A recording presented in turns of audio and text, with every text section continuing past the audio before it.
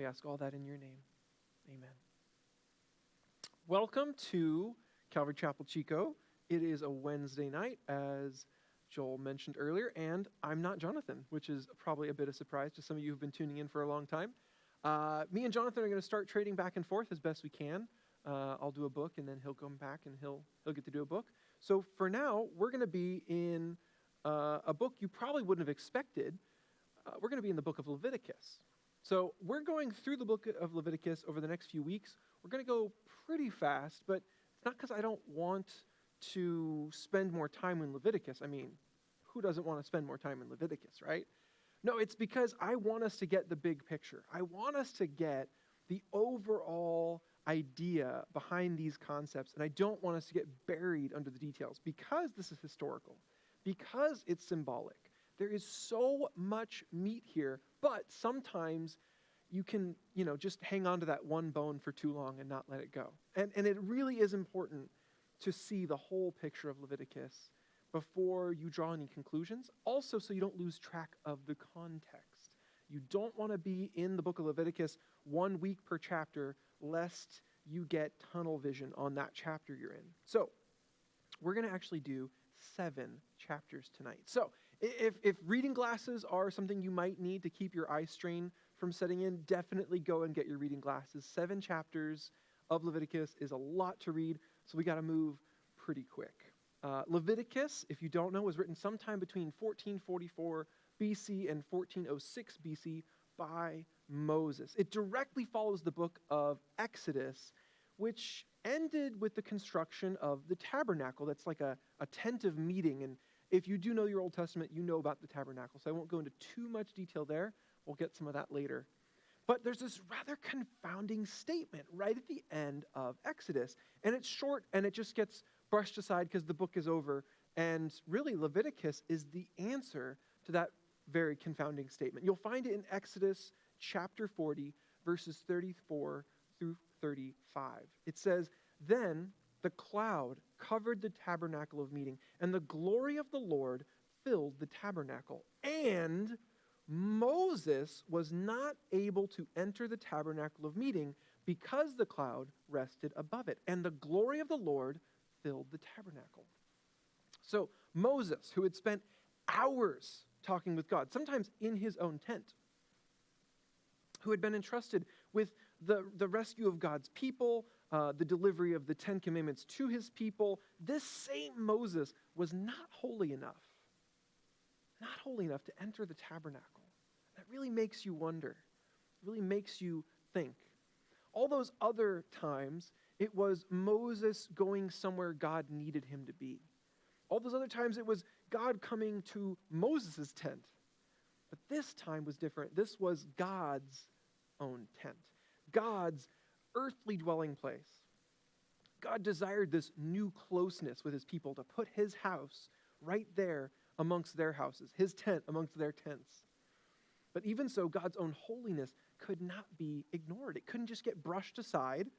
Instead, in Leviticus, God's going to design a system of worship and really spell it out so we don't get it wrong. And it is going to match his own holiness, his single-minded perfection, this rigid sense of what is right and what is wrong is going to be part of the system of worship. And he's going to use the system to atone or cover over the human nature that the Israelites would never really be free of. So, as we dig into this, we're going to see that this system of worship gives shape to their lives. It's not just something they went to on the weekend.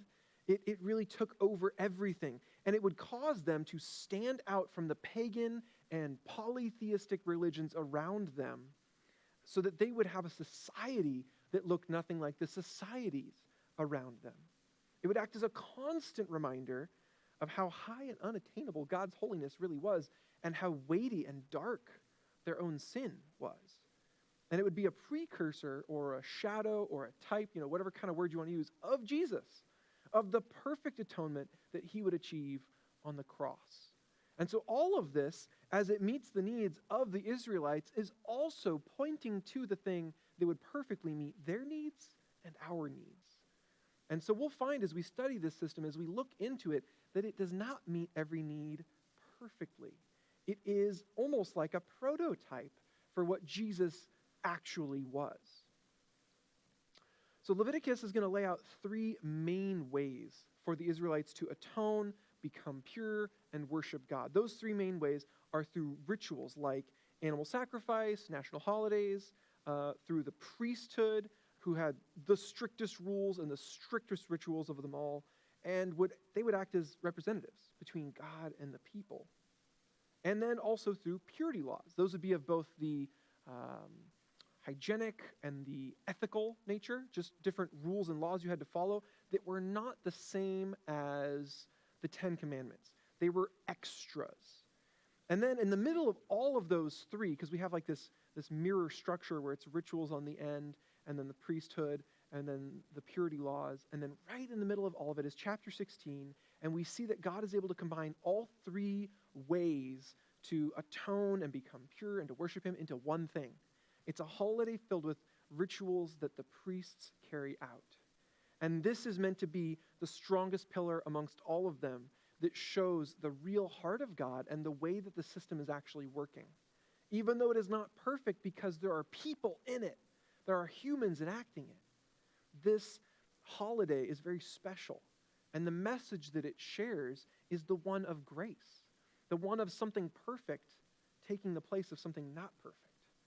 And that is what we see consistently through this whole system, is that you cannot keep the system perfectly. You cannot follow the recommendations and the rules and the guidelines and the rituals perfectly.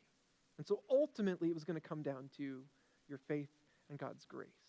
And we see that through the whole Old Testament, not just in Leviticus. Tonight, though, we're just getting into those first 7 chapters, so we're going to look closely at the sacrifice rituals known as the offerings. So to offer up something to the Lord is to commit it to his use.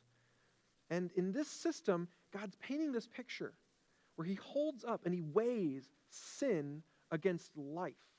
He really wants us to understand that since sin causes death, that life is the only currency that could possibly be worth what sin is costing. And so we're going to see a lot of death in Leviticus, but it's going to be death that happens to something besides the sinner. The sinner is not going to experience that death. And we're going to see faith and worship ultimately through all these different ways, both tonight and in the rest of Leviticus, is being directed towards God. Faith in him, worship directed towards him, and in return, somehow God is able to impart life and righteousness to undeserving, guilty people. It's an amazing thing. And again, it's not perfect, but it points us to the perfect work of Jesus on the cross. So let's jump in because we have a lot to read. We're going to read chapter 1. This is covering the burnt offering, and then you'll find when we get to the end of chapter 1, we're going to do a bit of jumping, so pay attention. Here we go. Chapter 1, the burnt offering. Now the Lord called to Moses and spoke to him from the tabernacle of meeting, saying, "Speak to the children of Israel and say to them, when any one of you brings an offering to the Lord, you shall bring your offering of the livestock of the herd and of the flock. If his offering is a burnt sacrifice of the herd, let him offer a male without blemish. He shall offer it of his own free will at the door of the tabernacle of meeting before the Lord. Then he shall put his hand on the head of the burnt offering, and it will be accepted on his behalf to make atonement for him. He shall kill the bull before the Lord, and the priests, Aaron's sons, shall bring the blood and sprinkle the blood all around on the altar that is by the door of the tabernacle of meeting. And he shall skin the burnt offering and cut it into its pieces," so just butchery. "The sons of Aaron the priest shall put fire on the altar and lay the wood in order on the fire. Then the priests, Aaron's sons, shall lay the parts, the head, and the fat in order on the wood that is on the fire." When it says parts, it means meat. "Upon the altar.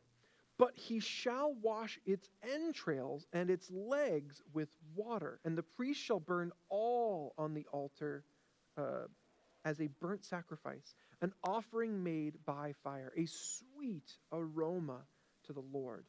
This would be of the herd, therefore cattle. So we're talking about a beef barbecue, a whole cow beef barbecue, but there's more options here. It's not just one thing or the highway. Verse 10 says, if his offering is of the flocks, of the sheep, or of the goats as a burnt offering, he shall bring a male without blemish. He shall kill it on the north side of the altar before the Lord, and the priests, Aaron's sons, shall sprinkle its blood all around on the altar. And he shall cut it into its pieces with its head and its fat, and the priest shall lay them in order on the wood that is on the fire upon the altar. But he shall wash the entrails and the legs with water.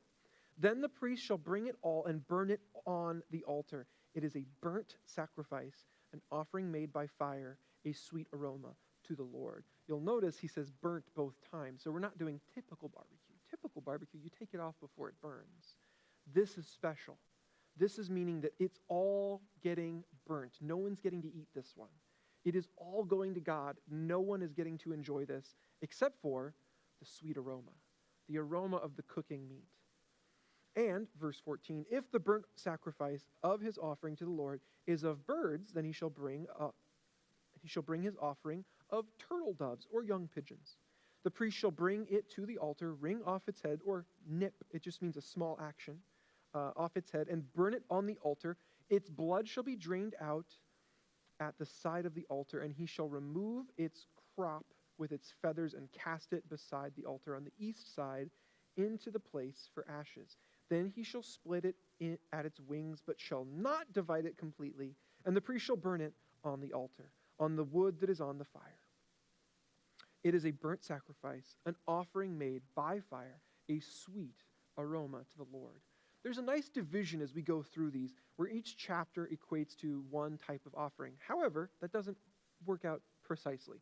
You'll find that the fifth offering actually has a little bit running over into chapter 6, and there is another section for all 5 offerings in chapters 6 and 7. There's extra laws or details given, whereas this is the procedure. Later we get sort of the do's and don'ts, the rules of it. This is just the instructions. So we're going to flip over to chapter 6, picking up at verse 8. We'll just read 8 through 13 there of chapter 6. This is the little part that pertains to the burnt offering. And then we'll talk about the burnt offering. Then the Lord spoke to Moses, saying, command Aaron and his sons, saying, this is the law of the burnt offering. The burnt offering shall be on the hearth upon the altar all night until morning. And the fire of the altar shall be kept burning on it. And the priest shall put on his linen garment, and his linen trousers he shall put on his body, and take up the ashes of the burnt offering, which the fire has consumed on the altar. And he shall put them beside the altar. Then he shall take off his garments, put on other garments, and carry the ashes outside the camp to a clean place. And the fire on the altar shall be kept burning on it. It shall not be put out. And the priest shall burn wood on it every morning, and lay the burnt offering in order on it. And he shall burn on it the fat of the peace offerings.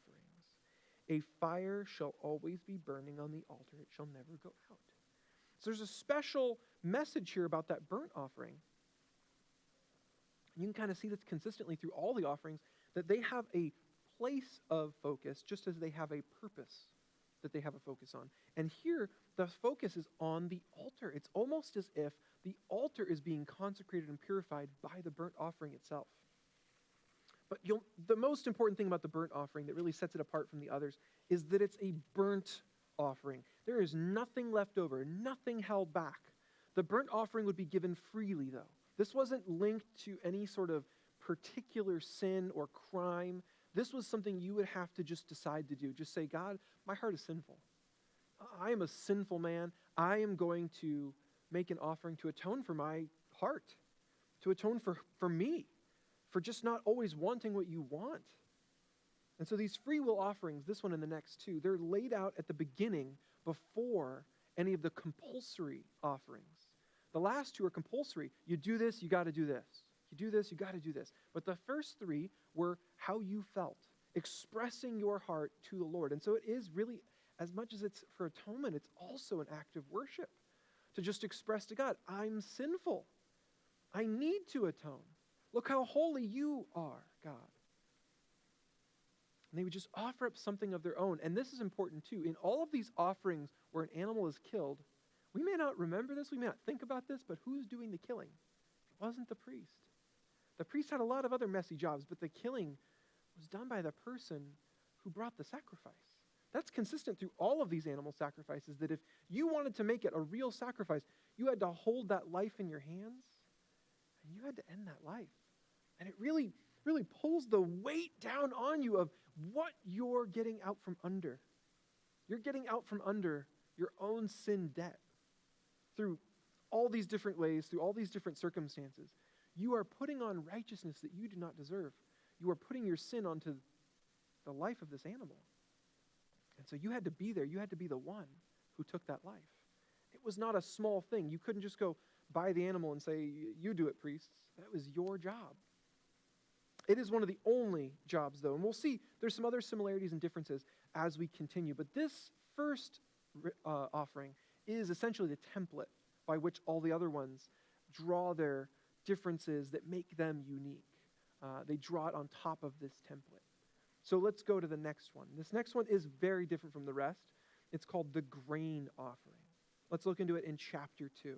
When anyone offers a grain offering to the Lord, his offering shall be of fine flour, and he shall pour oil on it and put frankincense on it. He shall bring it to Aaron's sons, the priests, one of whom shall take from it his handful of fine flour and oil with all the frankincense, and the priest shall burn it as a memorial on the altar, an offering made by fire, a sweet aroma to the Lord. The rest of the grain offering shall be Aaron's and his sons. It is most holy of the offerings to the Lord made by fire. Notice there the frankincense is being taken in full measure and burned with a part measure of the grain and oil. So you take some grain, some oil from the offering, and all the frankincense, mix those together, burn that, and the leftover grain and oil, that's for the priests. Verse 4, and if you bring as an offering a grain offering baked in the oven, it shall be unleavened cakes of fine flour mixed with oil, or unleavened wafers, anointed with oil. But if your offering is a grain offering baked in a pan, it shall be of fine flour, unleavened, mixed with oil. You shall break it in pieces and pour oil on it. It is a grain offering. If your offering is a grain offering baked in a covered pan, it shall be made of fine flour with oil. You shall bring the grain offering that is made of these things to the Lord. And when it is presented to the priests, he shall bring it to the altar. Then the priest shall take from the grain offering a memorial portion and burn it on the altar. It is an offering made by fire, a sweet aroma to the Lord. And what is left of the grain offering shall be Aaron's and his sons. It is most holy of the offerings to the Lord made by fire. No grain offering which you bring to the Lord shall be made with leaven. For you shall burn no leaven, nor any honey in any offering to the Lord made by fire. As for the offerings of the first fruits, you shall offer them to the Lord, but they shall not be burned on the altar for a sweet aroma. And every offering of your grain offering you shall season with salt. You shall not allow the salt of the covenant of your God to be lacking from your grain offering. With all your offerings you shall offer salt. If you offer a grain offering of your first fruits to the Lord, you shall offer for the grain offering of your first fruits green heads of grain roasted on the fire, grain beaten from full heads. And you shall put oil on it and lay frankincense on it. It is a grain offering. Then the priest shall burn the memorial portion, part of its beaten grain and part of its oil, with all the frankincense, as an offering made by fire to the Lord. So you can see the grain offering really stands out. It doesn't involve animals. It is a completely vegetarian offering. And there's more different than that. Because it's not an animal sacrifice, and because it's not to remove sins, it has a different purpose. There is license in this offering to offer what you would like. You can offer something baked or fried with the lid on. You can alter the recipe by proportion, but the recipe always includes the same ingredients. And so God is still mandating what is acceptable, and yet in this offering, you are allowed to make it your own. Put your own spice to it. Not literally. The only spice allowed was salt. but you could change up the recipe a little. And I like that because there's so much left over for the priests and they get to eat so much of it, it was almost like you were bringing them a present as you're bringing an offering to the Lord. Whereas everything else, the barbecuing was done by the priests. This was the only thing where you got to prepare it if you so chose. You could just bring flour, but you got to prepare it ahead of time, and you could bring that offering.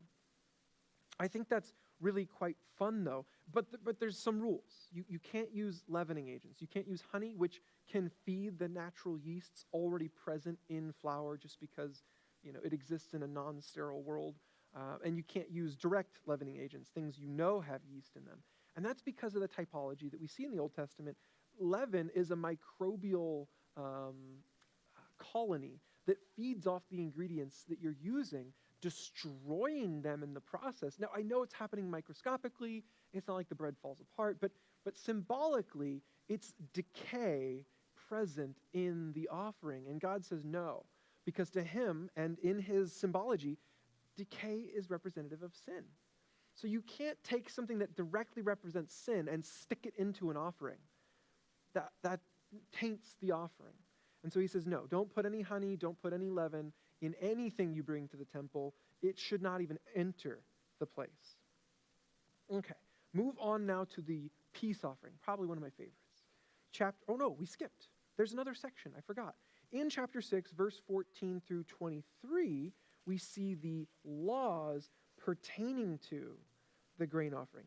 Then we'll get to the peace offering after that. Okay, so then chapter 6, verse 14 starts like this. This is the law of the grain offering. The sons of Aaron shall offer it on the altar before the Lord. He shall take from it his handful of the fine flour of the grain offering with its oil and all the frankincense which is on the grain offering, and shall burn it on the altar for a sweet aroma, as a memorial to the Lord. And the remainder of it Aaron and his sons shall eat with unleavened bread. It shall be eaten in a holy place. In the court of the tabernacle of meeting they shall eat it. It shall not be baked with leaven. I have given it as their portion of my offerings made by fire. It is most holy, like the sin offering and the trespass offering. All the males among the children of Aaron may eat it. It shall be a statute forever in your generations concerning the offerings made by fire to the Lord. Everyone who touches them must be holy. You cannot eat of this unless you are ceremonially clean. And you cannot eat of it anywhere but within the tabernacle. You had to be within that zone, somewhere holy. Okay, now we will get on to chapter 3, the peace offering. Okay, chapter 3. When his offering is a sacrifice of a peace offering, if he offers it of the herd, whether male or female, now there's more options, he shall offer it without blemish before the Lord. And he shall lay his hand on the head of his offering and kill it at the door of the tabernacle of meeting. And Aaron's sons, the priests, shall sprinkle the blood all around on the altar. Then he shall offer from the sacrifice of the peace offering an offering made by fire to the Lord. The fat that covers the entrails and all the fat that is on the entrails, the 2 kidneys and the fat that is on them by the flanks, and the fatty lobe attached to the liver above the kidneys, he shall remove. And Aaron's sons shall burn it on the altar upon the burnt sacrifice, which is on the wood that is on the fire, as an offering made by fire, a sweet aroma to the Lord. You see how it references back to the first sacrifice, the burnt sacrifice? And the idea was that the sacrifice was now part of the fire. That's pretty interesting, that it would start there and then it would become part of the sacrifice of everything else. That the atonement of one's heart would then remain for everything else to build on top of it. And I think that speaks a very strong message to what us repenting and us going to the Lord for our daily atonement, our daily, Lord, show me what is wrong in me, and then building everything on top of that. That first sacrifice really is foundational. It's why it gets to be first in line. Then in verse 6 it says, if his offering as a sacrifice of a peace offering to the Lord is of the flock, so now we're into sheep and goats, whether male or female, he shall offer it without blemish. If he offers a lamb as his offering, Then he shall offer it before the Lord, and he shall lay his hand on the head of his offering and kill it before the tabernacle of meeting. And Aaron's son shall sprinkle its blood all around on the altar. Then he shall offer from the sacrifice of the peace offering as an offering made by fire to the Lord its fat and the whole fat tail, which he shall remove close to the backbone, and the fat that covers the entrails, and all the fat that is on the entrails, the 2 kidneys, and the fat that is on them by the flanks, and the fatty lobe attached to the liver above the kidneys he shall remove. And the priest shall burn them on the altar as food, an offering made by fire to the Lord. What's missing so far? Think about it. This butcher list is really like messy sounding, but it's key to understanding the offering. You got to notice what's not in the list. Verse 12. And if his offering is a goat, then he shall offer it before the Lord. He shall lay his hand on its head and kill it before the tabernacle of meeting. And the sons of Aaron shall sprinkle its blood all around on the altar. Then he shall offer from it his offering as an offering made by fire to the Lord. Here's the list again. Pay attention. The fat that covers the entrails and all the fat that is on the entrails, the 2 kidneys, and the fat that is on them by the flanks, and the fatty lobe attached to the liver above the kidneys, he shall remove, and the priest shall burn them on the altar as food, an offering made by fire for sweet aroma, for a sweet aroma. All the fat is the Lord's. This shall be a perpetual statute throughout your generations in all your dwellings. You shall eat neither fat nor blood. And if we just left it at that, you'd be like, yeah, what, Daniel, what are we talking about? What's missing from that list? Well, if you're a barbecuer and you like to go to the store and talk to the butcher and see what's for sale, what's good right now, what's fresh, you talk to them about stuff, there is something very clearly missing from this list. The meat. The meat is missing from this list. So let's go ahead. We'll skip down to the second part about the peace offering. This is in chapter 7. It's probably the biggest second portion in this whole thing.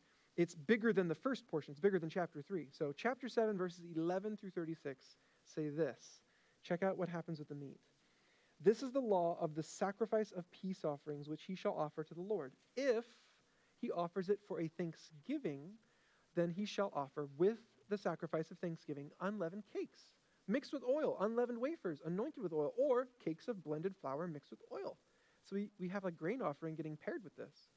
Besides the cakes, as his offering, he shall offer leavened bread with the sacrifice of thanksgiving of his peace offering. And from it he shall offer 1 cake from each offering as a heave offering to the Lord. That would mean it would go up and come back down.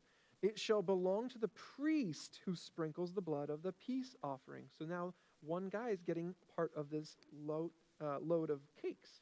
Then verse 15, the flesh of the sacrifice of his peace offering for thanksgiving shall be eaten the same day it is offered. By who?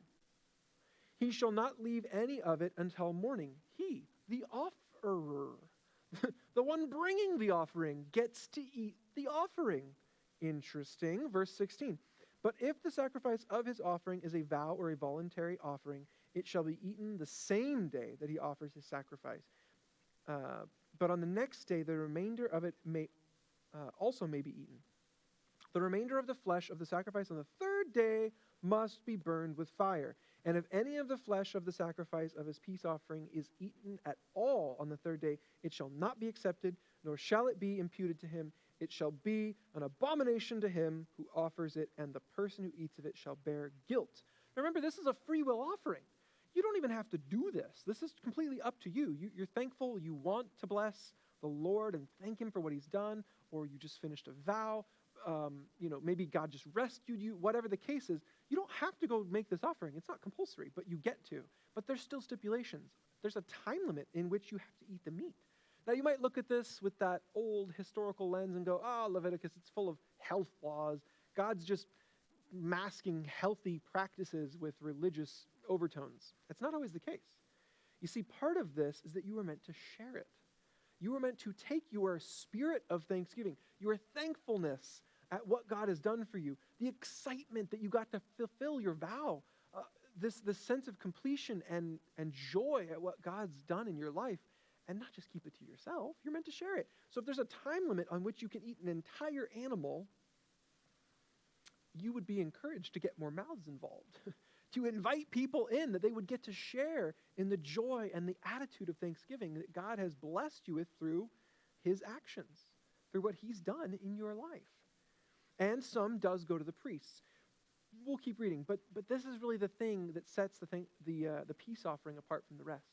It's how wide this circle is of who gets to eat it. There's some regulations, but not nearly as strict as the rest. Verse 19, the flesh that touches any unclean thing shall not be eaten. It shall be burned with fire. And as for the clean flesh, all who are clean may eat of it. So anyone who is ritually pure, anyone who's been following the laws, anyone who is essentially close to God in a measurable way, they get to celebrate with you. They get to partake. You don't have to be a priest. Verse 20, but the person who eats the flesh of the sacrifice of the peace offering that belongs to the Lord while he is unclean, that person shall be cut off from his people. Did you catch that? It belongs to the Lord. The portion that the people eat belongs to the Lord, the same as the portion burnt on the altar. And so now you start to see how this symbology works. You've brought the offering to the Lord, saying, thank you, Lord, for what you've done. And the Lord is instructing you, share the bounty, share the blessing, share my meat, my meal, my food. Go share it. Go spread it. Go let anyone who is clean partake. I think we stop mid-verse there. Verse 21. Moreover, the person who touches any unclean thing, such as human uncleanness, an unclean animal, or any abominable unclean thing, and who eats the flesh of the sacrifice of the peace offering that belongs to the Lord, that person shall be cut off from his people. And the Lord spoke to Moses, saying, speak to the children of Israel, saying, you shall not eat any fat of ox or sheep or goat, and the fat of an animal that dies naturally, and the fat of what is torn by wild beasts may be used in other ways, like you can make soap out of that, use the tallow and stuff, but you can't eat it. That's what it says, but you shall by no means eat it. Verse 25, for whoever eats the fat of the animal of which men offer an offering made by fire to the Lord, the person who eats it shall be cut off from his people.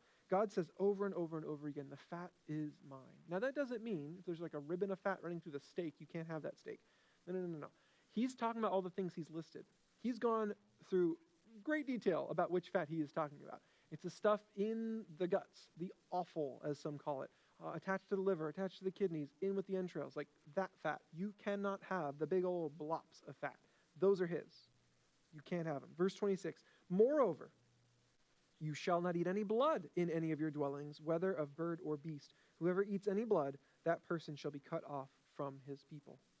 Then the Lord spoke to Moses, saying, speak to the children of Israel, saying, he who offers the sacrifice of his peace offering to the Lord shall bring his offering to the Lord from the sacrifice of his peace offering. His own hands shall bring the offerings made by fire to the Lord. The fat with the breast he shall bring, that the breast may be waved as a wave offering to the Lord. That means it comes back. And guess who gets it? Verse 31, and the priest shall burn the fat on the altar, but the breast shall be Aaron's and his sons.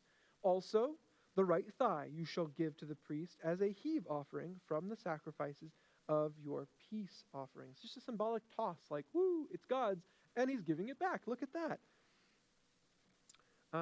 Verse 33, he among the sons of Aaron who offers the blood and the peace offering and the fat shall have the right thigh for his part. For the breast of the wave offering and the thigh of the heave offering I have taken from the children of Israel, from the sacrifices of their peace offerings, and I have given them to Aaron the priest and his sons from the children of Israel by a statute forever, which means not just his direct sons, but his sons' sons, and his sons' sons' sons' sons, and so on and so on. Verses 35 and 36, then we're done in this section. This is the consecrated portion for Aaron and his sons, from the offerings made by fire to the Lord on the day when Moses presented them to minister to the Lord as priests. The Lord commanded this to be given to them by the children of Israel on the day that he anointed them by a statute forever throughout their generations. That's pretty cool. You get your choice cut every single time. No one ever gets to take it. I like that. Now, we see some examples in Scripture of peace offerings. One of them that comes to mind is when Hannah fulfills her vow and brings Samuel once he's weaned and gives him to the priest and says, he's yours. God gave me a child even though I was barren, and I promised to give that child back to him. So here you go, he's yours. When she does that in 1 Samuel chapter 1, verse 24, she also brings a peace offering. It's a rather large peace offering, but that was to show the joy at fulfilling a promise to God. Even though she was losing a son, she had great joy that God had given her a son. So this would be that kind of sacrifice. And I think it's so beautiful that the one that gets so much press, the one that gets so many words on the page, is the one you get to share with God, with the priests, with your family, your friends. Anyone who is ritually clean could join in on this one. And so we also see that you would lay your hand on the head of the sacrifice. And in the other sacrifices, where your sins are being washed away, where you're paying recompense for something, you would be confessing. You would put your hand on the animal and you would confess your sins as you laid your hand on the animal, and then you would kill them. But that doesn't really make any sense with the peace offering, because you're doing it for Thanksgiving, you're doing it because, you got to fulfill your vow. And so we actually look not to the Bible, but rather to old Jewish writings by rabbis for, why are you putting your hand there? And they started a practice. I don't know if Moses started it or if it was hundreds of years later, but for some period of time, we have it written down that the rabbis encouraged people to lift up their praises to God while they laid their hand on the animal. So they would actually lift up God and praise him, and that's what they were imparting to the animal, their thankful heart. And then it would become a sacrifice, and then everyone would partake of it. And do you see the symbology there? It's not as though the animal was dying to cover up. It's rather that the animal was dying to become a meal. Just the ordinary make a turkey for Thanksgiving sort of animal becomes meal, becomes fellowship, becomes family. And that food now fuels something much larger than one animal's life. It now is fueling the fellowship between many of us people. And so that's what's being imparted as you lift up your praises and you place your hand on that animal. And now we get into the sin offering number 4 in Leviticus chapter 4. Here we go.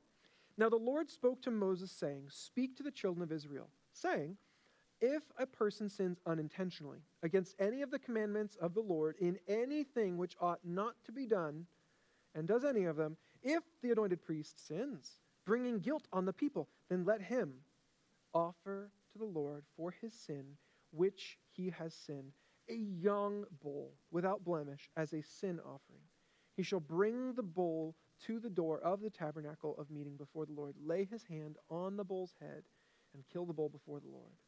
Then the anointed priest shall take some of the bull's blood and bring it to the tabernacle of meeting. The priest shall dip his finger in the blood and sprinkle some of the blood 7 times before the Lord in front of the veil of the sanctuary.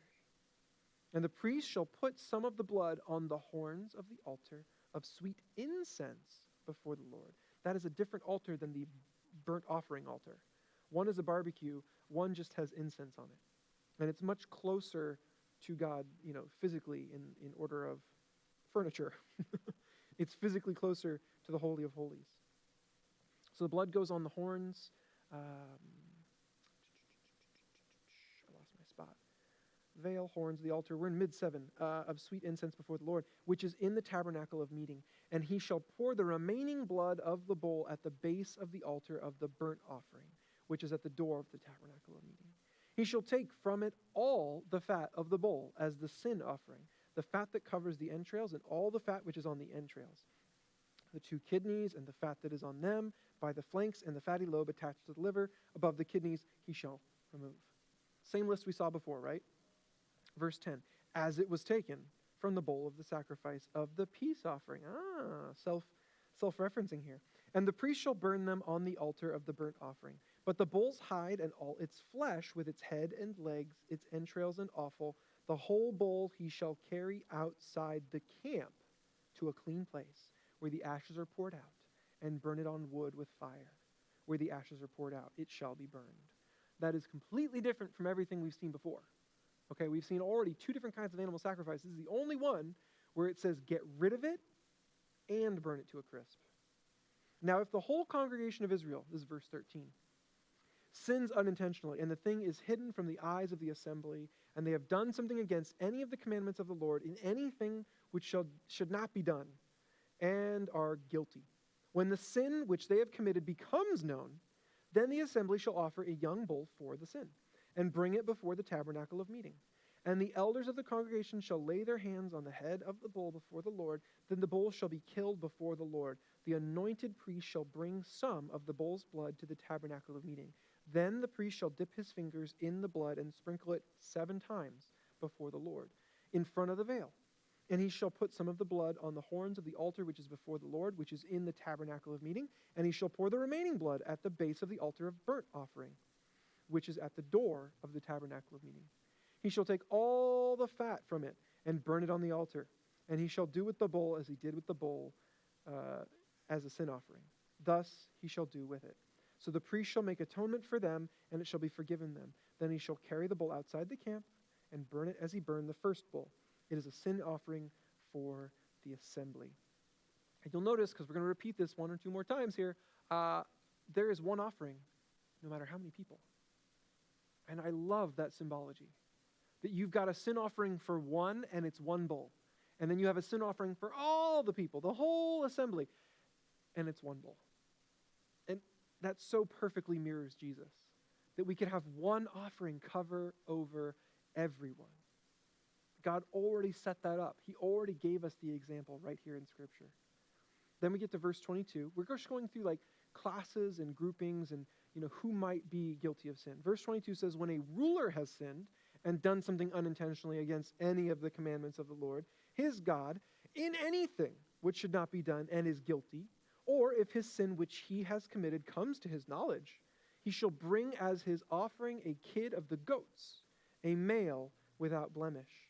And he shall lay his hand on the head of the goat and kill it at the place where they kill the burnt offering before the Lord. It is a sin offering. The priest shall take some of the blood of the sin offering with his finger, put it on the horns of the altar of burnt offering, and pour its blood at the base of the altar of burnt offering. And he shall burn all its fat on the altar, like the fat of the sacrifice of the peace offering. So the priest shall make atonement for him concerning his sin, and it shall be forgiven him. So some differences here, but the end result is the same. His sin is forgiven him. Verse 27, if any one of the common people sins unintentionally by doing something against any of the commandments of the Lord in anything which ought not to be done, and is guilty, or if his sin which he has committed comes to his knowledge, then he shall bring as his offering a kid of the goats, a female without blemish, for his sin which he has committed. And he shall lay his hand on the head of the sin offering and kill the sin offering at the place of the burnt offering. Then the priest shall take some of its blood with his finger, put it on the horns of the altar of burnt offering, and pour all the remaining blood at the base of the altar. He shall remove all its fat, as fat is removed from the sacrifice of the peace offering, and the priest shall burn it on the altar for a sweet aroma to the Lord. So the priest shall make atonement for him, and it shall be forgiven him. There's one more. Verse 32, if he brings a lamb as his sin offering, he shall bring a female without blemish. Then he shall lay his hand on the head of the sin offering and kill it as a sin offering at the place where they kill the burnt offering. The priest shall take some of the blood of the sin offering with his finger, put it on the horns of the altar of burnt offering, and pour all the remaining blood at the base of the altar. He shall remove all its fat as the fat of the lamb is removed from the sacrifice of the peace offering. Then the priest shall burn it on the altar according to the offerings made by fire to the Lord. So the priest shall make atonement for his sin that he has committed, and it shall be forgiven him. And so we see priest, leader, common person, slight variations on where the blood goes because of how far up the spiritual ladder that person sat, and slight variations on what they were to offer. Just symbolic of who they were. Just admitting, hey, look, I'm a leader, and I did this. Or, hey, look, I'm a priest, and I did this. The cost would be greater. Then there are some extra bits. There's some extra laws regarding the sin offering. So we flip over to chapter 6, just verses 24 through 30. It's a short add-on section here. Also, the Lord spoke to Moses, saying, speak to Aaron and to his sons, saying, this is the law of the sin offering. In the place where the burnt offering is killed, the sin offering shall be killed before the Lord. It is most holy. The priest who offers it for sin shall eat it, In a holy place it shall be eaten, in the court of the tabernacle of meeting. Everyone who touches its flesh must be holy. And when its blood is sprinkled on any garment, you shall wash that on which it was sprinkled in a holy place. But the earthen vessel in which it is boiled shall be broken. And if it is boiled in a bronze pot, it shall be both scoured and rinsed in water.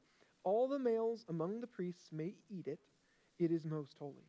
But no sin offering from which any of the blood is brought into the tabernacle of meeting to make atonement in the holy place shall be eaten. It shall be burned in the fire. Now that is a forward reference to something he hasn't even revealed yet, which I mentioned in my introduction, which is the Day of Atonement. On the Day of Atonement, there's a special sacrifice involving a goat. The blood goes somewhere else besides where it goes in this list.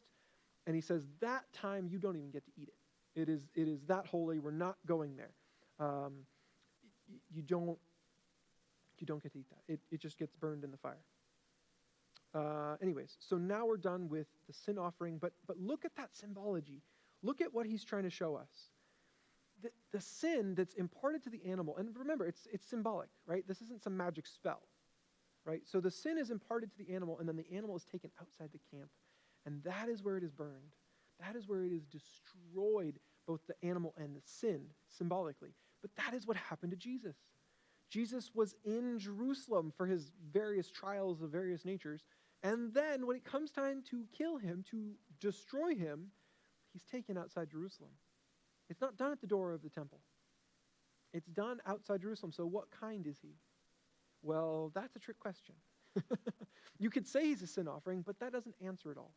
You could even say he's a burnt offering, but that doesn't answer it all. Well, I hope that as we build through all of these and you see what all of these offerings are meant to accomplish, you'll notice something. Jesus fits into all of these very nicely.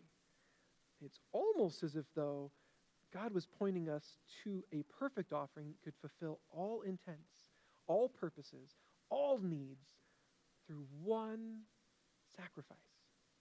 It's like that, because it is that. All right, so now we get into the trespass offering.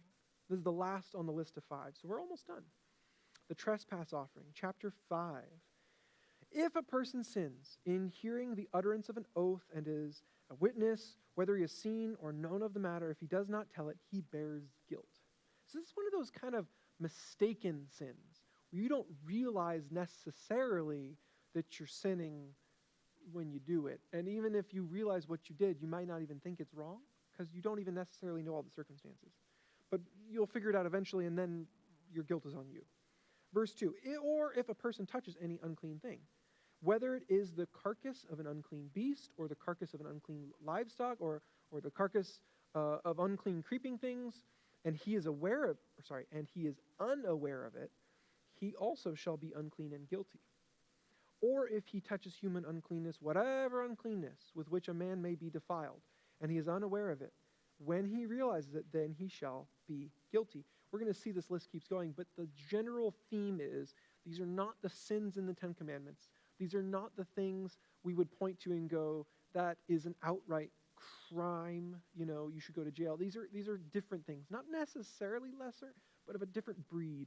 A lot of the things on this list are only wrong because of the list God gives later in the book, where in chapters 11 through 15, he specifies you shall do this and you shouldn't do that, and this thing makes you unclean. And some of the things in that list in 11 through 15 are not weird that God put them on the list. It's just that they're not things we would call wrong. They're just things he set up as part of his rituals, as part of his system. And he said, symbolically represent something, so I'm going to call you unclean when you touch it. Eventually, things die. Animals die. People die. We bury them. And at some point, you're going to have to touch that if you're going to bury it. You can't just, they didn't even have rubber gloves. So at some point, you had to do these things, and they would make you unclean. And God's not necessarily mad at you for doing what you have to do, but you're supposed to get clean before you re-engage in worship, before you try to approach him again. And that's where your guilt lies. When you know that you are unclean and you don't take the steps to answer that problem, to fix that problem, you must wash once you are unclean. You must get cleansed. So that's really where the real sin, like we use the word sin today, would come in. It's when you don't follow through with the process to get clean. There's some blurring of lines as we keep going, though. You'll see there's some stuff that just sounds like flat-out lying. Again, you're not supposed to lie. That's a clear-cut sin. But the circumstances make this kind of a gray area. We'll keep going. Verse 4, or if a person swears, speaking thoughtlessly with his lips to do evil or to do good, whatever it is that a man may pronounce by an oath, and he is unaware of it, when he realizes it, then he shall be guilty in any of these matters. And it shall be, when he is guilty in any of these matters, that he shall confess that he has sinned in that thing. Sin in this context is a lot less like what we're talking about when we talk about gross disobedience to God. I don't want to do the right thing. This is much more like the traditional definition. It's just got the context next to it. Sin means you're missing the mark. You shot the arrow, you missed the mark. In this context, though, it is watered down by the context. These things you're guilty of are not gross, I hate God, I'm going to disobey him type sins. So it's not that the word has changed, it's that the context has changed. These are those sins where you don't even realize you're doing it at the time. So keep going. Verse 6, and he shall bring his trespass offering to the Lord for his sin which he has committed, a female from the flock, a lamb or a kid of the goats as a sin offering. So the priest shall make atonement for him concerning his sin. If he is not able to bring a lamb, then he shall bring to the Lord for his trespass which he has committed 2 turtle doves or 2 young pigeons, one as a sin offering and the other as a burnt offering. And so we see there's some crossover here when we get to trespass offering. And really this is about restoring ritual purity, cleanness. Verse 8, and he shall bring them to the priest, who shall offer that which is for the sin offering first, and wring off its head from its neck, but shall not divide it completely. Then he shall sprinkle some of the blood of the sin offering on the side of the altar, and the rest of the blood shall be drained out at the base of the altar. It is a sin offering. And he shall offer the second, because remember there's 2 birds, as a burnt offering according to the prescribed manner, the very first offering where you burn it completely. So the priest shall make atonement on his behalf for his sin, which he has committed, and it shall be forgiven him. That is very similar to the sin offering, that you are forgiven by completing the sacrifice. Verse 11, but if he is not able to bring 2 turtle doves or 2 young pigeons, then he who sins shall bring for his offering 1/10 of an ephah of fine flour as a sin offering. He shall put no oil on it, nor shall he put frankincense on it, for it is a sin offering. What does that mean? Well, oil and frankincense were meant to make it turn into bread, for one, that's the oils part, and then to make it smell spiced, perfumed, lovely. But that was for the grain offering. Hey, thank you, God, I've got extra food lying around, I'm going to offer it back to you. I'm going to offer it to the priests. That's a huzzah offering. This is not. This is the, oops, I made a big blunder, I made a big mistake, I've got sin in my life I didn't even realize was there, offering. So you don't dress it up. And the only reason grain's even mentioned is because he wanted this ritual purity to be accessible to all. He wanted anyone who could even afford to eat bread to be able to afford to be ritually pure. That means you could come back into the temple. That means you could enter in and you could worship with the congregation, and all it was required was that you had something. He's really bringing the bar down low here. Verse 12. Then he shall bring it to the priest, and the priest shall take his handful of it as a memorial portion and burn it on the altar according to the offerings made by fire to the Lord. It is a sin offering, not a grain offering. The priest shall make atonement for him, for his sin that he has committed in any of these matters, and it shall be forgiven him. The rest shall be the priest as a grain offering. So that part can be treated like the grain offering, meaning the priests get to eat it, but they have to eat it in the holy place and all that stuff that went along with the grain offering. Verse 14, then the Lord spoke to Moses, saying, if a person commits a trespass and sins unintentionally in regard to the holy things of the Lord, then he shall bring to the Lord as his trespass offering a ram without blemish from the flocks, with your valuation in shekels of silver, according to the shekel of the sanctuary, as a trespass offering. And he shall make restitution for the harm that he has done in regard to the holy thing, and shall add 1/5 to it and give it to the priest. So the priest shall make atonement for him with the ram of the trespass offering, and it shall be forgiven him. So this is when you broke something rules-wise in the tabernacle, where you weren't just breaking the cleanliness laws out on your own or at your house or whatever. You bumped into something you weren't supposed to bump into. You went into a restricted area. You spilled something.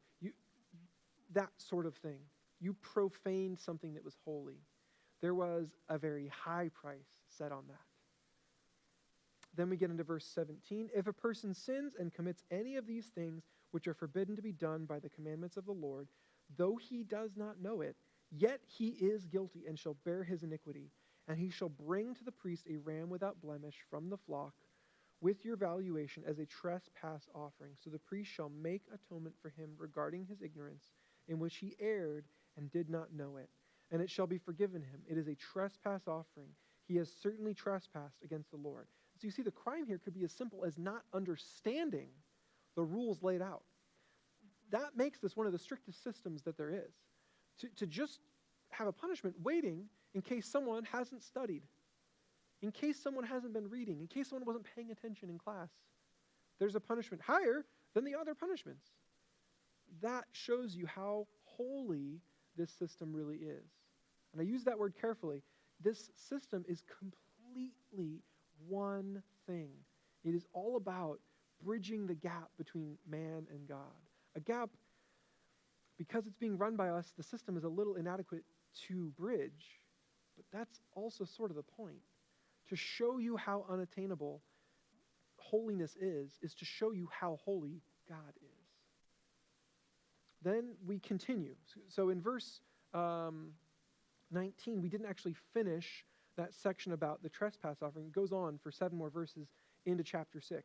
And the Lord spoke to Moses, saying, if a person sins and commits a trespass against the Lord by lying to his neighbor, this is where I mentioned it gets a little gray, about what was delivered to him for safekeeping, or about a pledge, or about a robbery, or if he has extorted from his neighbor, or if he has found what was lost and lies concerning it, or swears falsely in any one of these things that a man may do in which he sins, then it shall be, because he has sinned and is guilty, that he shall restore what he has stolen.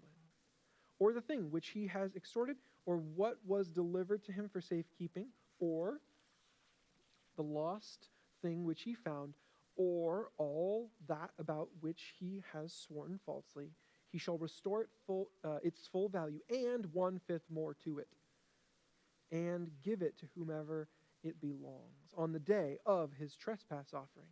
And he shall bring his trespass offering to the Lord, a ram without blemish from the flock with your valuation as a trespass offering to the priest.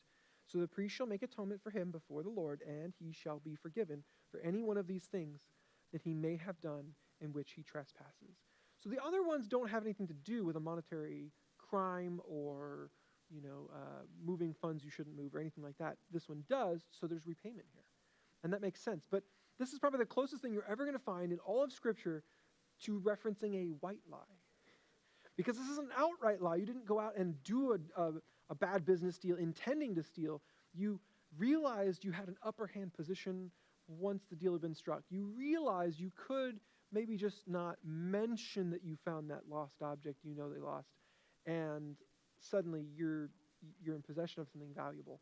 This is it. This is the closest thing you're going to get. And instead of the full punishment for stealing, instead of the full punishment for lying and doing a deal that was a lie, instead you just have to pay them back and then some.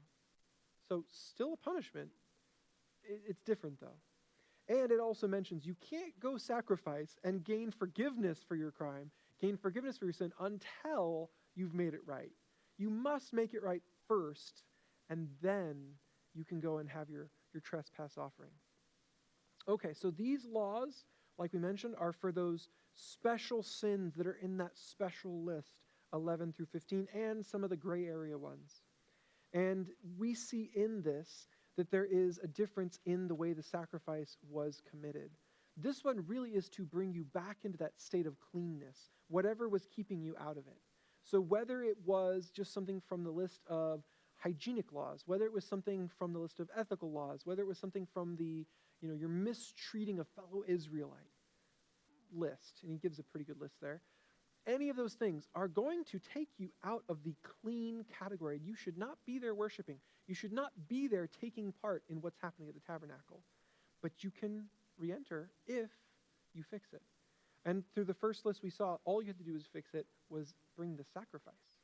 The first thing you do when you arrive is not worship. The first thing you do is make a trespass offering. But if you took something, if you gained something by your trespass, and you had to return it, you had to fix it first. Okay, there's not much less. Through all the dancing and weaving of chapter 6 and 7, we actually managed to read almost all of it. There's one little piece left at the end of chapter 7. Tiny little piece. This is just the last 2 verses of chapter 7, and this wraps up that whole section we've read tonight.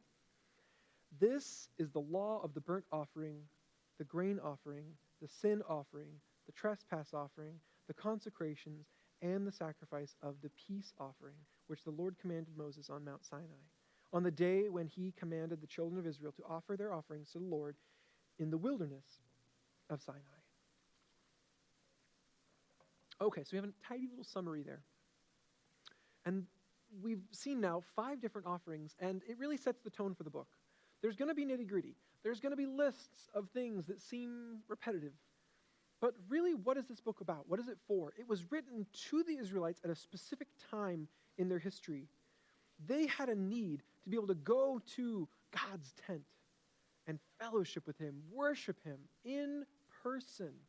And that level of holiness that was required to be able to do that was unattainable. Moses couldn't attain it. And so through this system, God is bringing his people closer. But there's more at work here, because this is part of his overall plan, his larger plan to bring everyone closer to him. And so as we see this as a small part in a big plan, we also see some prototyping, some shadowing, foreshadowing of Jesus and who he is and what he was going to do on the cross. You can see in all 5 sacrifices some amount of Jesus. In the burnt offering, we see the type of offering that was performed at Passover, the same day that Jesus died on the cross as God's Passover lamb. That's what they would do every Passover. They would offer a burnt sacrifice for the whole nation. In the second one, the grain offering, we see it was called a memorial when the priests took out their portion. And it's interesting that the grain offering would frequently, as you go through the history of the Old Testament, it would frequently be given with a drink offering as well. It's not mentioned here, but that's what ended up happening through practice. And we see in the New Testament, Jesus offers a memorial to his disciples. He says, take this bread, take this cup, drink it in memorial of me, in memory of me and the sacrifice I'm about to go perform. Jesus is pointed to in that same grain offering. And you'll see in the peace offering that increase in fellowship is the same thing Jesus gains us through his sacrifice on the cross. The sin offering removes sin. The trespass offering would restore that right standing with God. And altogether, these point us to a complete sacrifice. Not just that Jesus was perfect and he was a sacrifice, but that he was perfect and he was all kinds of sacrifices rolled into one. He really did answer all of our needs in the one act of dying on the cross. So as he covers all of those, permanently accomplishing what the Levitical system never really accomplished. It couldn't in the hands of sinful men. It was trying to accomplish the feat of bringing us into and growing us in a right relationship with God. And that's something that only Jesus could do. One last verse and we'll close with communion, no less. John 17:3 says this, and this is eternal life, that they may know you, the only true God, and Jesus Christ, whom you have sent. I want you to think about that. Knowing God was the whole point. Not knowing about him, but knowing him. Knowing him like you know a best friend. Knowing him like you know your spouse. Knowing them completely. That was the whole point. And so Jesus painted through all these different separate pictures made into one mosaic. It's all an attempt to point you to him